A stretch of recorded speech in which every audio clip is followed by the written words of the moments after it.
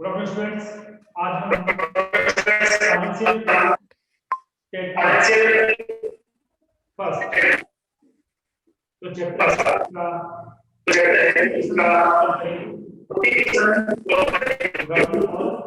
और 42 को करना है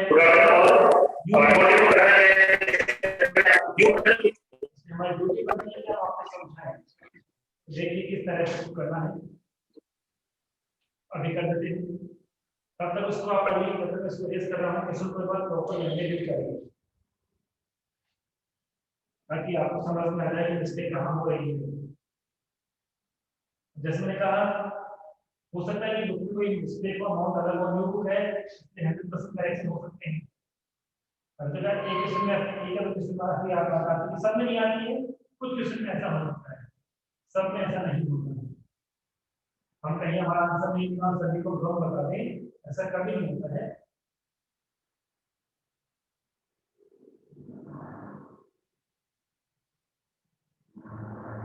तो देखिए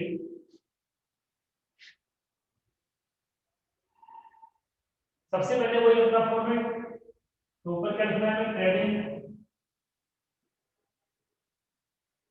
and profit and loss account, पूरा एकदम प्रॉफिट एंड लॉस, ये अपना पर्टिकुलर्स, ये भी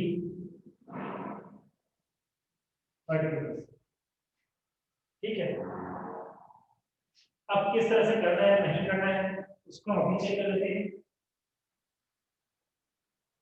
सबसे पहले हमें किसकी नीड होती है,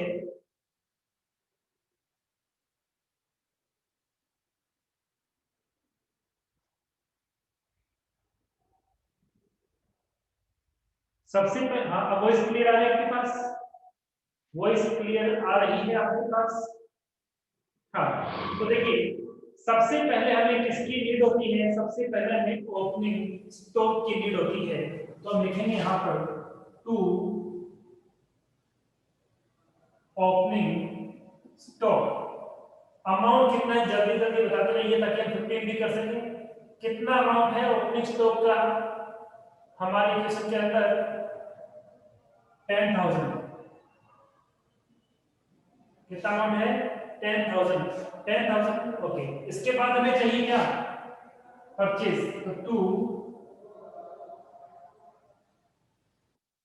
परचेज, परचेज का अमाउंट कितना है और परचेज रिटर्न का अमाउंट कितना है, परचेज का अमाउंट कितना है, परचेज का अमाउंट तो 78 है और परचेज रिटर्न हमारे पास है ही नहीं, परचेज रिटर्न हमारे पास नहीं है तो कोई बात नहीं। जब हमारे पास केवल परचेज है तो इसका अमाउंट डायरेक्टली आउटर कॉलम में लिख देंगे 78,000 रुपीज। तो परचेज में से परचेज रिटर्न को लेस तभी करते हैं जब ऑलरेडी परचेज रिटर्न गिवन होता, गिवन नहीं है तो डायरेक्टली हमें लिखना है। देन हमें सर्च करना है आउटस्टैंड, सॉरी हमें सर्च करना है इन डायरेक्ट एक्सपेंसेस, कौन कौन से डायरेक्ट एक्सपेंसेस। तो यहाँ पर डायरेक्ट एक्सपेंस कौन कौन से डायरेक्टली सर्च करके बताइए। तो नंबर 3 पे carries inverse two carries inverse, और कैरीज इनवर्स का जो अमाउंट हमें यहाँ पर गिवन है कितना है बताइए, 2500। Very good.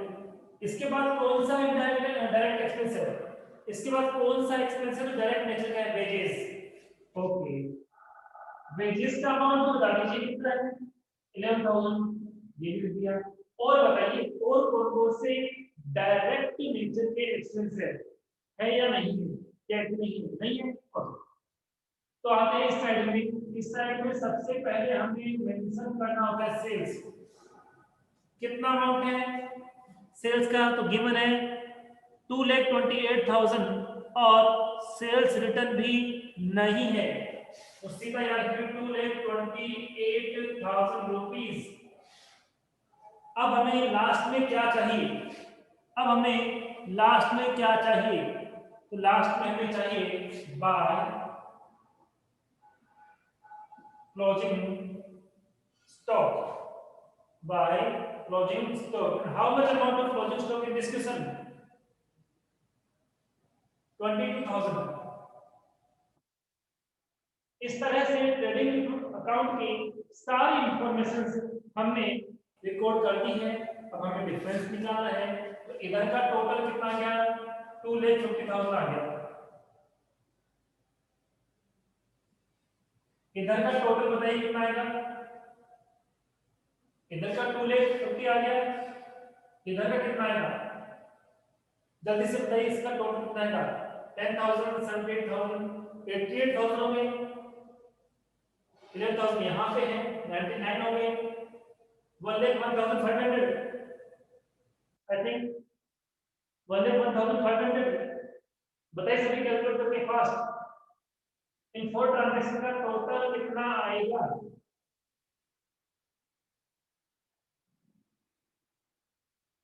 एक लाख 1,500 टू बी। क्या आपका यही आ रहा है? कैलकुलेशन फास्ट करना है हमें।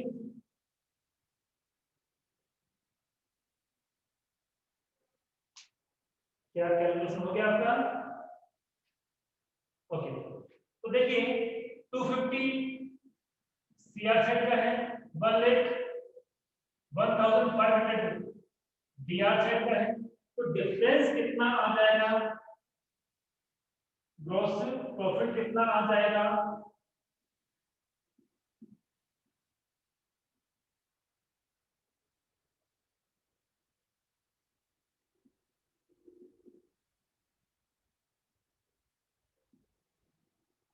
कितना डिफरेंस आ जाएगा बताइए?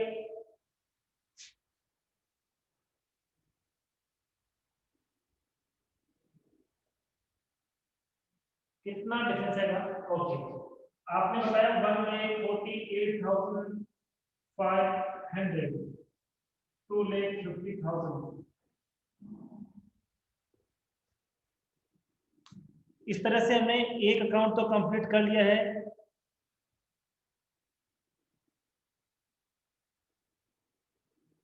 तो मिस्टेक समझ में आ गई होगी आपके यहाँ पर।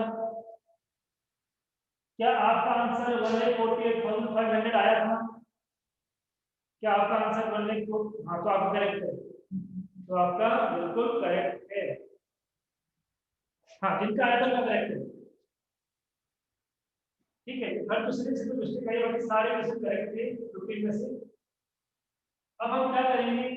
पीएनएल अकाउंट बनाएंगे, और इसके लिए हम सबसे पहले ग्रॉस प्रॉफिट को पीएनएल अकाउंट में ट्रांसफर कर लेंगे 1,48,500। और कहां से आया? तो यहाँ लिखेंगे ट्रांसफर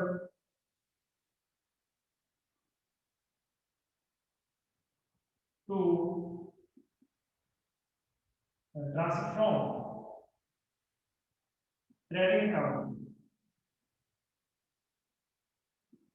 अब हमें इनडायरेक्ट एक्सपेंसेस को, हाँ बुक में मिस्टेक है, किसी भी हाल में किसी भी वे में आप इन इंफॉर्मेशन को यदि ट्रेडिंग अकाउंट लिखोगे तो ये आंसर तो आ ही नहीं सकता।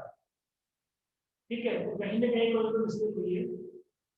जिनका आंसर ये है 148, वो एब्सोल्युटली करेक्ट है। तो कितने स्टूडेंट्स जिनका 1,48,500 आए थे?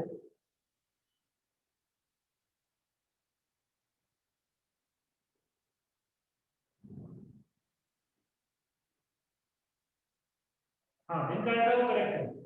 खुद पे कॉन्फिडेंस होना चाहिए। एग्जाम में कभी आपके सामने आंसर नहीं आता है, और क्वेश्चन नहीं होता, और जो क्वेश्चन होगा आंसर उसके पड़ जाएगा। बुक में तो क्या है कि मैंने सपोज मैं अकाउंट से मैंने बुक लिखी, पर मैं उसको टाइपिंग थोड़ा करूंगा। टाइपिंग तो कोई अदर पर्सन करेगा, टाइपिस्ट करेगा, और ये कंपल्सरी नहीं है कि उसको कॉमर्स के बारे में पता हो। जल्दबाजी में मिस्टेक हो जाती है।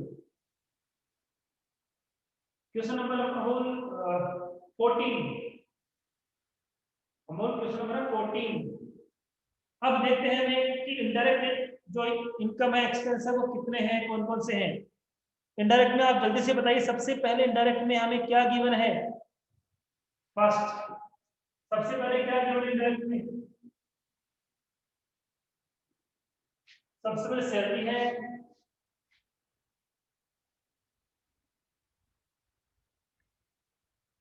ठीक है, सैलरी अमाउंट भी बता दीजिए।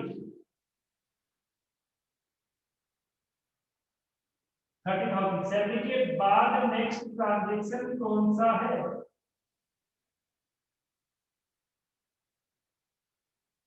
कमीशन।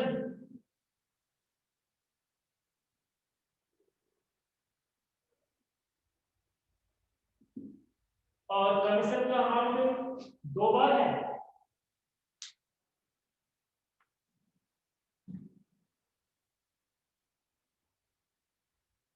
अभी देख लेता हूं।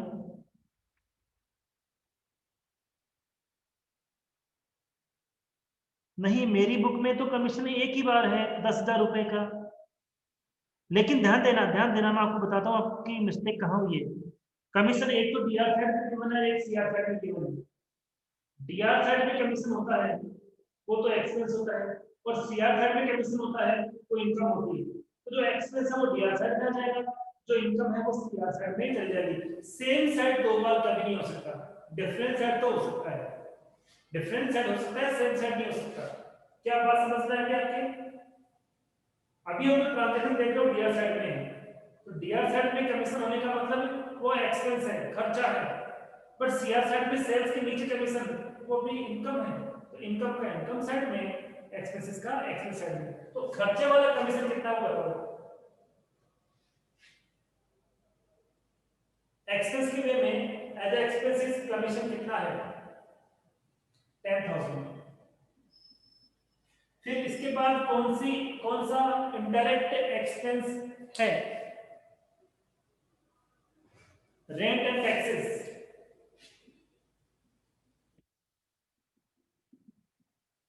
और रेंट एंड टैक्सेस का जो अमाउंट है वो है 2,800।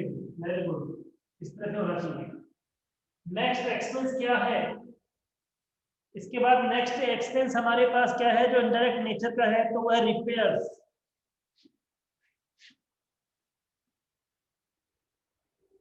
अमाउंट इसका है 5,000 रुपीज। रिपेयर्स के बाद क्या है? Telephone expenses.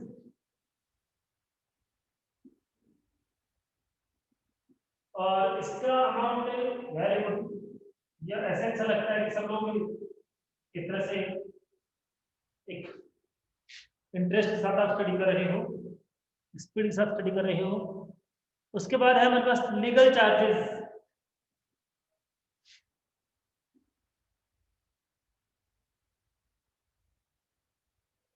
और legal charges 1,500। Very good. Next क्या है? इलीगल नहीं है, लीगल है।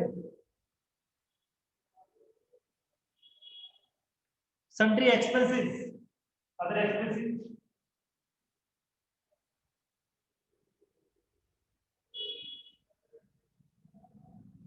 और सन्ड्री एक्सपेंसेस का अमाउंट है 2,500 रुपीज।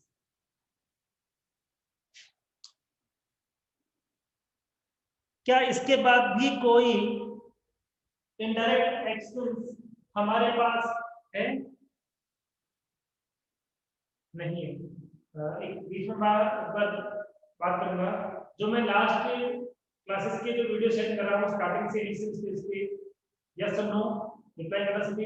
कितने स्टूडेंट्स हैं उनको रेगुलर स्टडी कर रहे हैं? आपको 3 वीडियो में सेंड कर चुका हूँ पुराने वाले, जिनका स्टार्टिंग में कुछ नहीं पढ़ा हुआ था, वो उनको समझेंगे तो अच्छा समझ में आ जाएगा।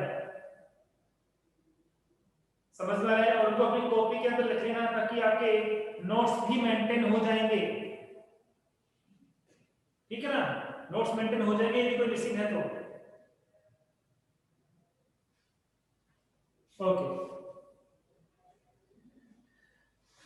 अब हम बात करते हैं डायरेक्ट इनकम की। डायरेक्ट इनकम में हमारे पास एक तो डिस्कशन हुई थी कि सर कमीशन है, जो इनकम साइड में भी है और एक्सपेंस साइड में भी है। इनकम साइड में जो कमीशन है उसका अमाउंट कितना दिया हुआ है? 8,000। बट इस कमीशन से पहले भी तो कुछ है।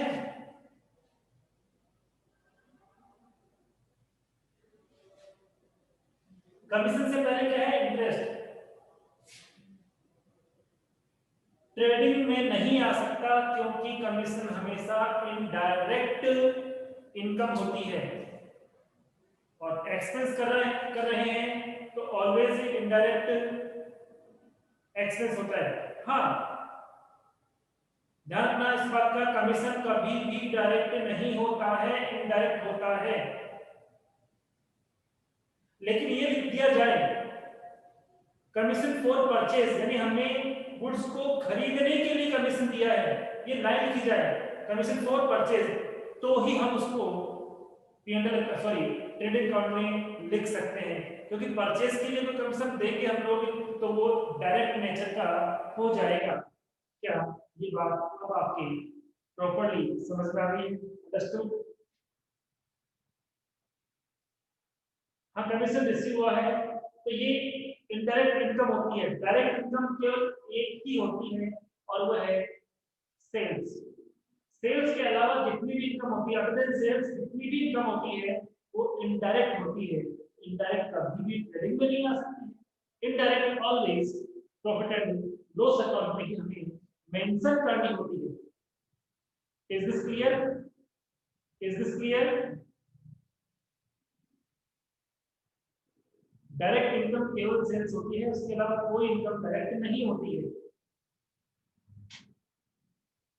और जितनी डायरेक्ट इनकम होगी फिर वो कार्य नहीं। इसके बाद हमारे पास और कोई भी ट्रांजैक्शन नहीं है। तो देखिए इसका टोटल लगाओगे तो ये हो गया 1,56,500। 48 और 856 होते हैं तो 1,56,800। इसका टोटल जल्दी से बताइए, देखते हैं कौन पहले टोटल करता है। आंसर मैच नहीं करना है अमूल। आंसर मैच करने के लिए हम कभी भी याद रखना, आंसर मैच करने के लिए हम लोग कभी भी रूल्स और कंसेप्ट को ब्रेक नहीं कर सकते हैं। यदि ये मान के बुक में आंसर दिया गया तो 101% 500% को रॉन्ग होगा। कमीशन कभी भी डायरेक्ट नेचर का नहीं होता है। हमें आंसर पे नहीं, हमें कंसेप्ट पे ध्यान देना है। कंसेप्ट पे ध्यान दोगे तो 90%, 95%, 100% क्वेश्चन करेक्ट होंगे। तो आंसर मिलाने की कोशिश करोगे तो एग्जाम में तो कभी आंसर दिए हुए नहीं होते, तो फिर आप क्या करोगे? ठीक है, धीरे धीरे बातें आपको समझ में आ जाएगी। हाँ, तो आप बता रहे हो 53,200, तो इसका डिफरेंस भी बता दो। तो इसका डिफरेंस भी बता दीजिए।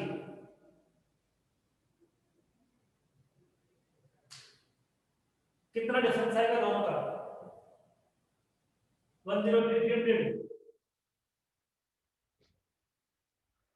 To net profit.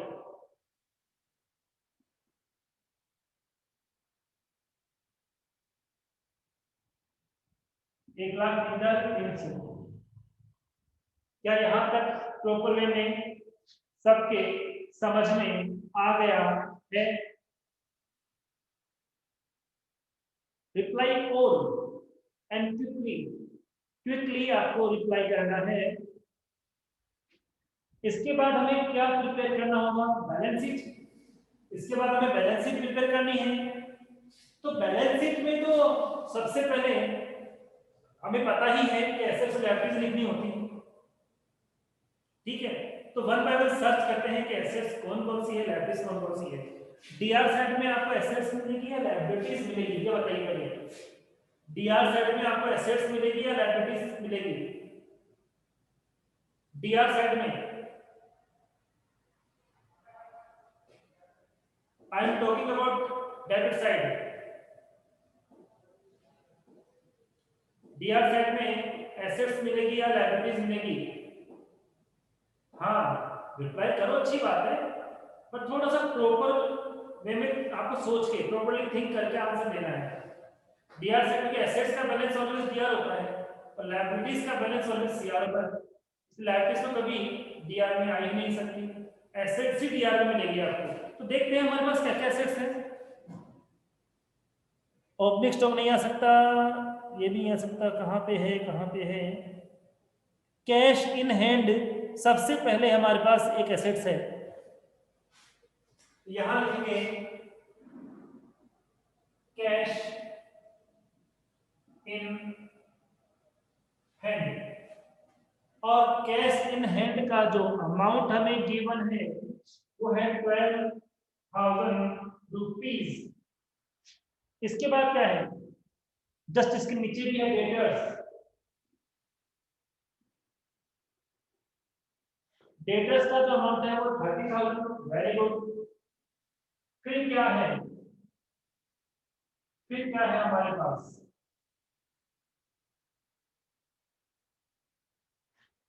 बस सेम ही है 60,000। फिर नेक्स्ट इन्वेस्टमेंट,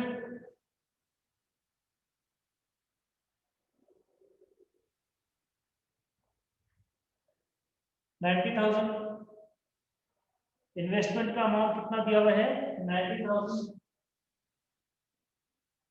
क्या ड्राइंग में लिख दो, क्या ड्राइंग में लिख दो क्या, क्यों, कहाँ आएगा फिर वो? कहाँ आएगा?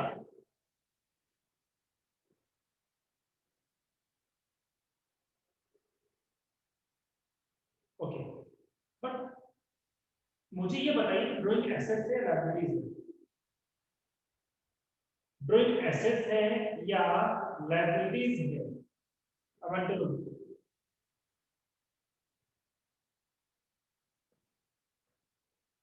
ड्राइंग्स एसेट्स है या लायबिलिटीज? याद रखना इसका डिस्कशन पहले भी हुआ है, ड्राइंग ऑलवेज एसेट्स होता है। आपको थोड़ी देर पहले भी कहा था डीआर चैट में कभी लायबिलिटीज नहीं आ सकती है, ड्राइंग ऑलवेज एसेट्स है। बट क्या है कि इस एसेट्स का जो रिलेशन है वो कैपिटल से होता है, इसलिए वहां लेस करना होता है। यदि मैं ड्राइंग को सुबह क्या लिख दूं गलत नहीं होगा, बट उस कंडीशन में मैं उसको कैपिटल में से लेस नहीं कर सकता। आई बात समझ में? ड्राइंग ऑलवेज एसेट्स होता है लेकिन उसका रिलेशन कैपिटल से होता है, इससे हमारी कैपिटल कम हो जाती है। तो ड्राइंग कभी लायबिलिटीज नहीं होता, होता एसेट्स है बट इफेक्ट लायबिलिटीज पे पड़ता है उसका, इससे हमारी कैपिटल क्या हो जाती है, कम हो जाती है। अब मान लो आप ड्राइंग को यहाँ लिख दो, कैपिटल से लेस ना करो, क्वेश्चन रॉन्ग नहीं होगा। क्या अब बात समझ में आ गई आपके? ड्राइंग कभी भी लायबिलिटीज नहीं होता है, ड्राइंग ऑलवेज एसेट्स होता है। क्योंकि हमने बिजनेस से पैसे लिए हैं तो हमें तो देना पड़ेगा ना, बिजनेस तो हमसे लेगा। लेस क्यों करते हैं ऐसे होते हुए भी, क्योंकि इसका रिलेशन किससे होता है, कैपिटल से होता है, इससे हमारी कैपिटल कम हो जाती है। कैपिटल भी कौन लगाता है, बिजनेस का ओनर, और ड्राइंग भी कौन करता है, बिजनेस का ओनर। अब मैं बिजनेस का ओनर हूँ, मैंने 1,00,000 रुपए लगाए, तो मैं बिजनेस में कितना मांगता हूँ, 1,00,000 मांगता हूँ। बट मैंने सपोज 20,000 पर्सनल पर्पस के लिए निकाल लिए, तो मेरा अमाउंट क्या 1,00,000 रुपए रहेगा? नहीं, 1,00,000 रुपीज नहीं रहेगा। अब मेरा अमाउंट कितना हो जाएगा, 80,000 ही हो गया। क्योंकि बिजनेस भी तो मेरे से क्या कहेगा कि आपने 1,00,000 दिए, हमने आपको 20 दिए, फाइनली जब हम एडजस्टमेंट करेंगे तो आपका हमारे पास कितना बचेगा, आप मांगोगे 80,000, इसलिए वो हमारे लिए ड्राइंग एसेट्स है। ठीक है, अब एक चीज क्या आएगी यहां पर, क्लोजिंग स्टॉक 22,000 रुपीज।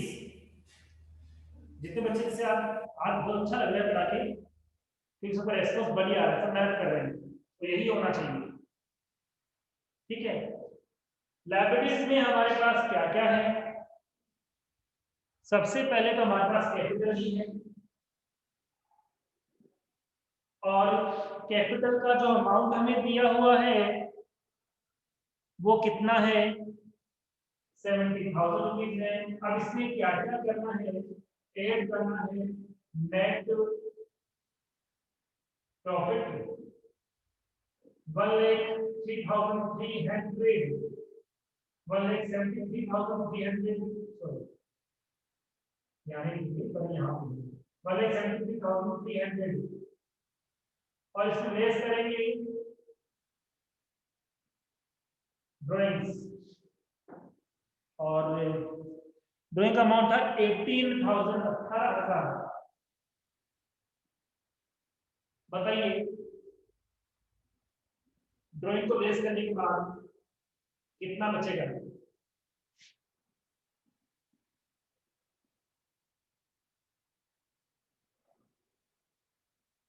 बताइए, ड्राइंग को बेस करने के बाद कितना बचेगा? 1,55,300। फिर क्या है लायबिलिटीज में हमारे पास? क्रेडिटर,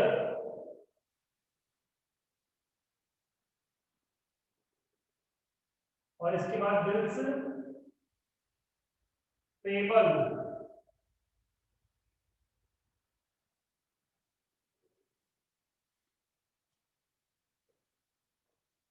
क्रेडिटर का अमाउंट है 28,000 रुपए, 28,000 रुपीज। बिल्स पेबल का जो अमाउंट है वो हमारे पास है 2,370।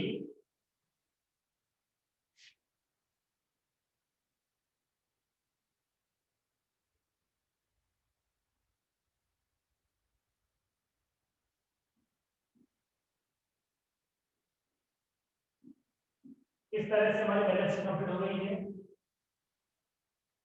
और इसका आंसर मैच नहीं होगा। मिस्टेक है इसके अंदर। मिस्टेक क्यों है? 2,370, 70 का तो ट्रांजेक्शन हमारे पास इसके अलावा आया ही नहीं। ठीक है,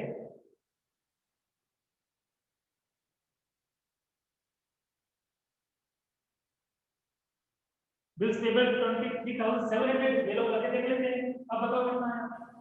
हो सकता है मिसप्रिंट हो सकता है।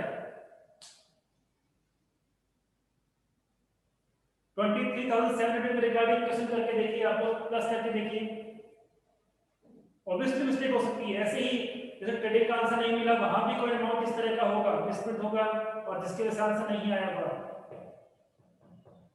अब जल्दी से एक बार टोटल कर लीजिए, कुछ एसेट से कीजिए, कुछ लायबिलिटी से कीजिए। ओके, मैं इसको ग्रुप में डाल दूंगा।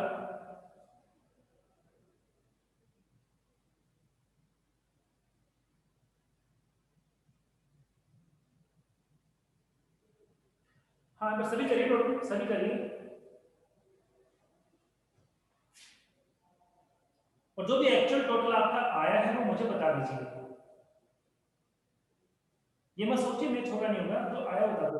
एसेट्स का बता रहे हो आप लोग भी 2,14,000।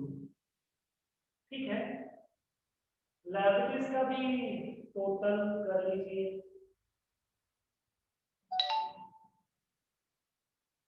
आरती का संधु का है 2,12,000 रुपए। 2,000 कहां गए? खर्च मत करो, प्राइवेट प्रॉपर्टी है।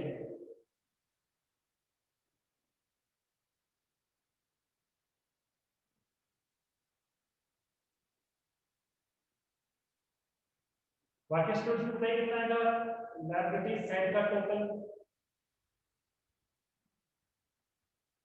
तब तक मैं जो अमूल ने क्वेश्चन सेंड किया है उसको देख लेता हूँ।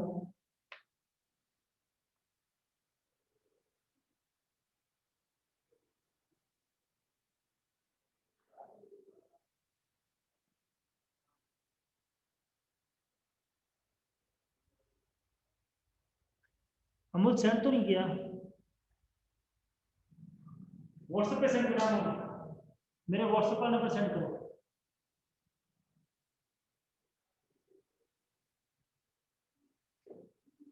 207 बता रहा है।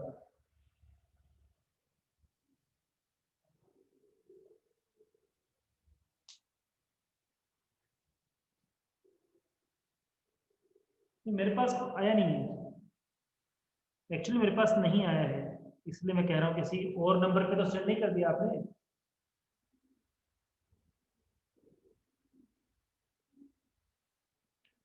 अच्छा, ग्रुप में डाला है क्या? अभी देख लेता हूँ ग्रुप में, मुझे चेक नहीं किया मैंने ग्रुप में तो।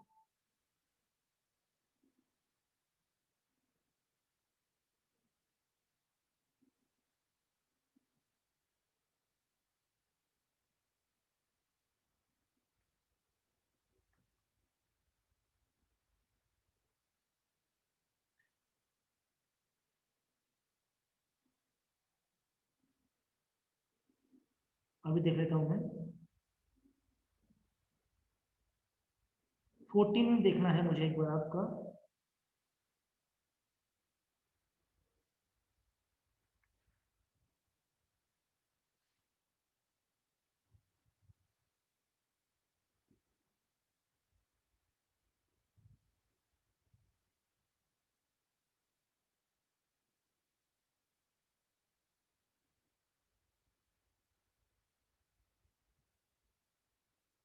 हाँ देखिए,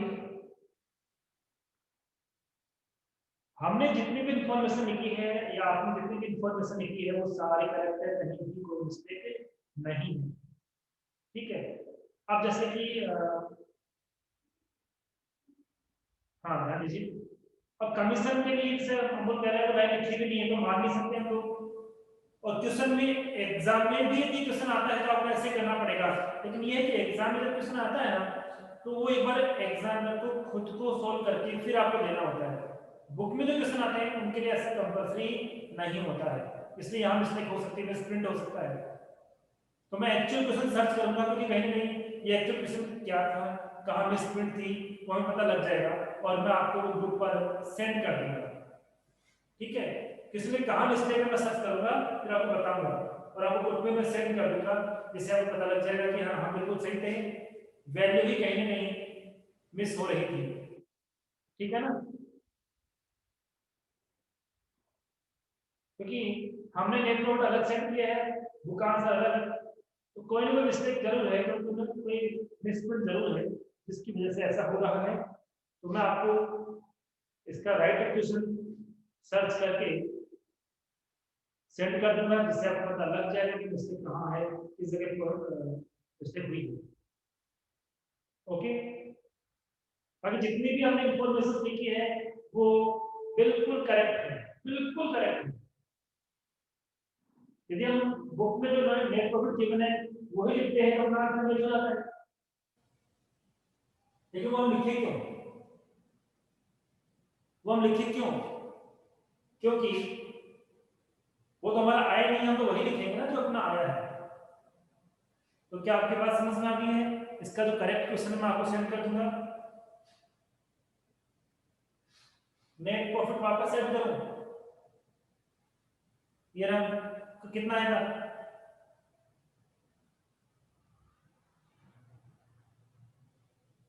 70,000 में इसको ऐड कर लेते हैं।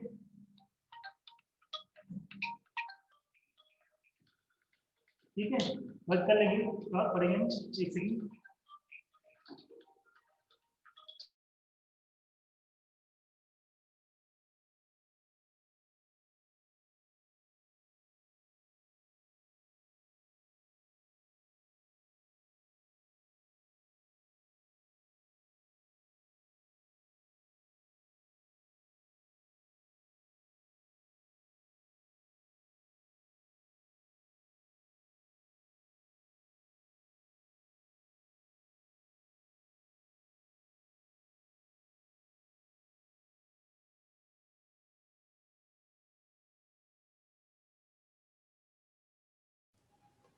हम डायरेक्टली कभी बुक को ब्लेम नहीं कर सकते हैं। एक बार सभी वापस रिकैलकुलेट करिए इसको, टोटल इसका नेट प्रॉफिट वापस से रिकैलकुलेट करिए एक बार। फिर पहले हम अपना कैलकुलेशन चेक करेंगे। इनका टोटल कितना आया है ये बता दीजिए।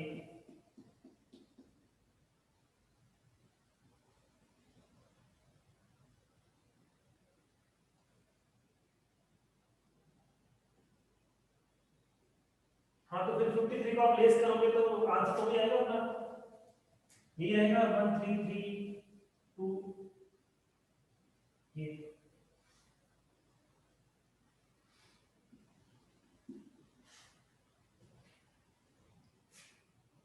कितना आ रहा है? 1 लाख है।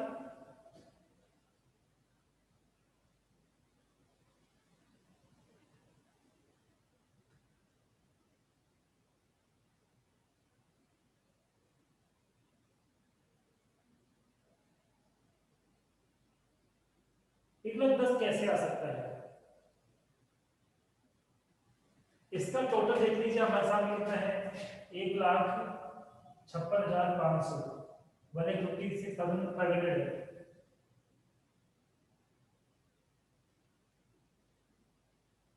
हाँ आप सही कह रहे हो, मैंने इंटरेस्ट का अमाउंट लिखा ही नहीं है, आप सही हो। आप देखिए बोर्ड पे मैंने इंटरेस्ट तो लिखा हुआ है पर इसका अमाउंट तो लिखा ही नहीं है, तो जब इसका अमाउंट भी हम ऐड नहीं करेंगे तो आंसर कैसे मैच हो सकता है। You are right, absolutely very good. कितना आंसर था इंटरेस्ट का अमाउंट बताइए, मैं लिखा ही नहीं इसको, हमने तो दोनों को ऐड कर लिया इसलिए ऑब्वियसली मिस्टेक तो आनी थी। इंटरेस्ट का अमाउंट है कितना जल्दी से बताइए, 7,000 7,000 है, वेरी गुड। तो प्रॉफिट आपका 7,000 बढ़ जाएगा, 1,10,300 आ जाएगा। तो यहाँ पे 1,10,300 ऐड कर देंगे,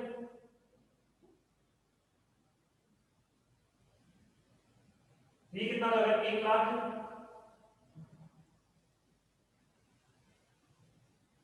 बताइए कितना आएगा, इसमें से इसको लेस कर दो, कितना आएगा ये,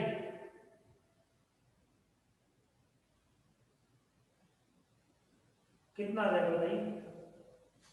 17 को ऐड किया 1,700 में तो 1,80,300 आ गया,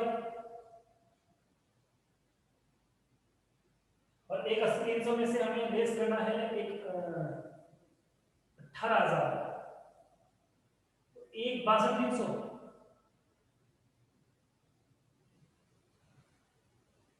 1,62,300 आएगा ना, 162,300। अब ऐड करके देखिए, अब ऐड करके देखिए,